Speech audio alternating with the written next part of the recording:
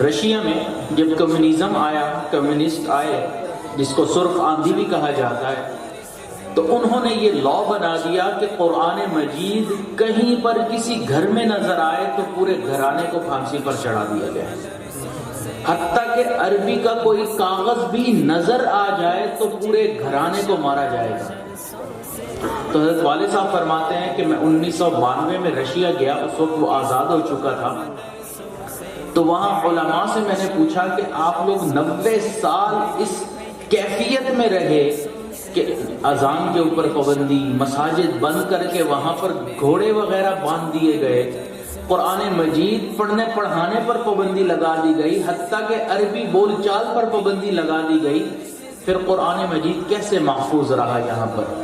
تو انہوں نے کہا کہ حضرت جب یہ پابندی لگی تو اس وقت جو ہمارے علماء تھے اور قراء تھے وہ اس بات پر سر جوڑ کر بیٹھے کہ اب اگلی نسل کو کیسے قرآن مجید کی تعلیم دی جائے۔ تو اس میں سے جو قراء تھے انہوں نے بعض میں درزی کا کام شروع کر دیا، کپڑے کی سلائی کرتے اور اپنے ساتھ ایک طالب علم کو بٹھا لیتے جو شاگرد بنتا، وہ حفظ بھی کرتا اور ساتھ ساتھ درزی کا کام بھی سیکھتا۔ پولیس والے آتے کہ تم دونوں بیٹھے یہاں کیا کر رہے ہو؟ تو وہ بتاتے کہ میں استاد ہوں، یہ شاگرد ہے، یہ میرے سے کپڑے سینا سیکھ رہا ہے۔ تو جس طرح کسی نابینا کو قرآن مجید حفظ کروایا جاتا ہے، وہ استاد اپنے شاگرد کو اس طرح روزانہ ایک آیت یا آدھی آیت سنا کر حفظ کروایا کرتا تھا۔ بعض لوگ انہوں نے کھیتی باڑی شروع کر دی، ساتھ اپنے ایک شاگرد کو بٹھا لیا، اب ٹریکٹر چلا رہے ہیں دن بھر۔ اب پوچھا کہ بھئی کیا معاملہ ہے، پولیس والے آئے کیا کر رہے ہو؟ جی کھیتی باڑی چلا رہا ہوں، آگے بچے کو بھی سکھا رہا ہوں، لیکن حقیقتاً وہ قرآن مجید کی تعلیم دے رہے تھے۔ کہتے ہیں 90 سال اسی کیفیت میں گزرے، جب یہ کمیونسٹ یہاں سے ختم ہوا چلا گیا تو اب ہم علماء کو تو پتہ نہیں تھا کہ قرآن مجید کی حفاظت کا کیسا ذمہ اللہ نے لیا ہے، تو ہم نے یہ اعلان کیا کہ اگلی نسل میں قرآن مجید کی محبت کو اجاگر کرنے کے لیے ہم قرأت کا ایک جلسہ منعقد کرتے ہیں، جس میں مختلف قراء آئیں گے، تلاوت کریں گے، لوگ ان کی تلاوت سنیں گے تو شوق ہوگا کہ ہم بھی اپنے بچوں کو حفظ کروائیں۔ تو انہوں نے یہ اعلان کیا کہ فلاں 3 دن میں جتنے بھی ملک کے اندر قراء ہیں یا حفاظ ہیں پورے قرآن مجید کے، وہ آئیں اور تلاوت کریں۔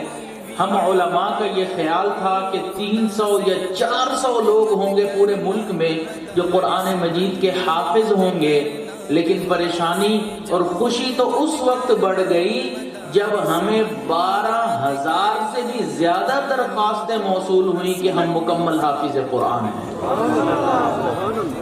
فرماتے ہیں ہم حیران ہوئے کہ 90 سال جس کتاب پر پڑھنے پر پابندی تھی، ان علماء نے اور قراء نے کس طرح اگلی نسلوں کو قرآن مجید کا حافظ بنا دیا۔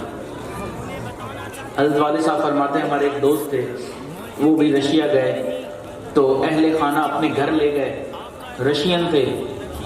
ان میں سے ایک نے کہا کہ حضرت یہ میرا بیٹا ہے، چھوٹا عمر ہے، عمر چھوٹی ہے، قرآن مجید کا حافظ ہے۔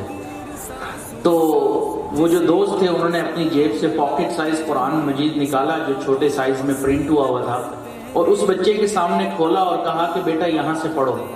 اب وہ کبھی قرآن مجید دیکھتا ہے، کبھی شکل دیکھتا ہے، کبھی قرآن دیکھتا ہے، کبھی شکل دیکھتا ہے۔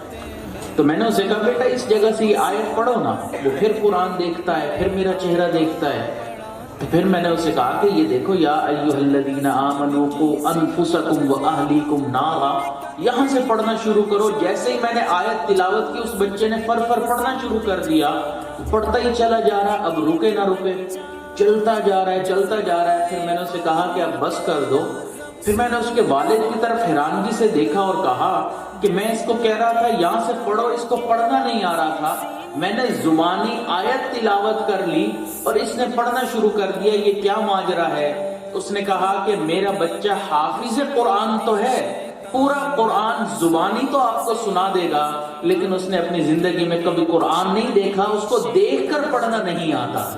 یہ سینہ بسینہ اللہ تعالیٰ نے استاد کے ذریعے اس کے سینے میں یہ قرآن مجید منتقل کیا ہے۔